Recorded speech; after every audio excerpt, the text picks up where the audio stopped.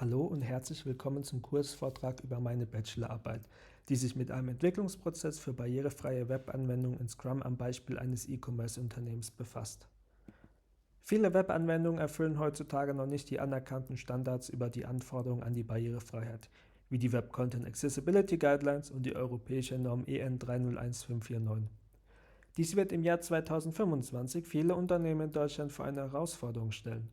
Dann tritt nämlich das Barrierefreiheitsstärkungsgesetz in Kraft, das den European Accessibility Act in deutsches Recht umsetzt.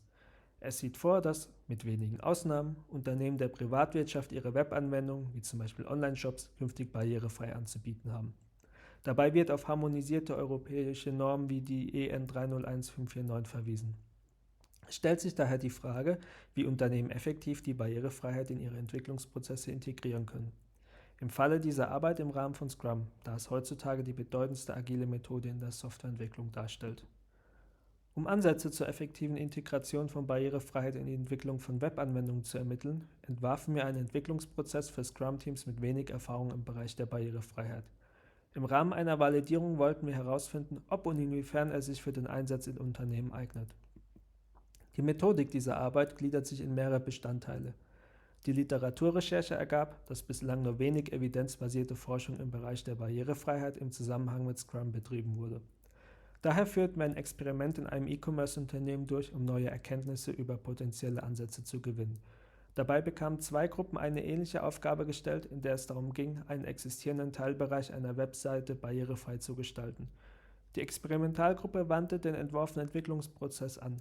Er umfasste mitunter die Erfassung von Barrierefreiheitsanforderungen im Product Backlog Items in Form von in Gherkin formulierten Szenarien. Gherkin ist ein Werkzeug aus dem Behavior-Driven Development und dient zur Beschreibung von Testfällen. Die Kontrollgruppe musste sich weitestgehend eigenständig zurechtfinden. Des Weiteren bewerteten wir zum Beginn und Ende die Barrierefreiheit der Produkte beider Gruppen im Rahmen einer heuristischen Evaluation. Wir legten die Anforderungen der EN 301549 als Heuristik zugrunde. Ferner befragten wir die Teilnehmenden zu ihrer Selbsteinschätzung und Wahrnehmung bezugnehmend auf das Experiment, um subjektive Faktoren zu messen. Abschließend führten wir einen Vergleich dieser Ergebnisse durch. Im Experiment zeigte sich, dass die größten Schwierigkeiten der Gruppen in der Identifikation und im Verständnis der Barrierefreiheitsanforderungen bestanden. Schulung von Personal ist demnach unabdingbar, um Barrierefreiheit in der Entwicklung gewährleisten zu können. Dies stellt in der Forschung keine neue Erkenntnis dar, sondern bestätigt lediglich die bisherige Forschung. Des Weiteren fanden wir heraus, dass Style Guides zu Barrieren führen können, da sie zum Beispiel die Verwendung eines zu geringen Kontrastverhältnisses vorgeben. Daher sollten Unternehmen frühzeitig beginnen, ihre Style Guides zu prüfen und gegebenenfalls zu überarbeiten.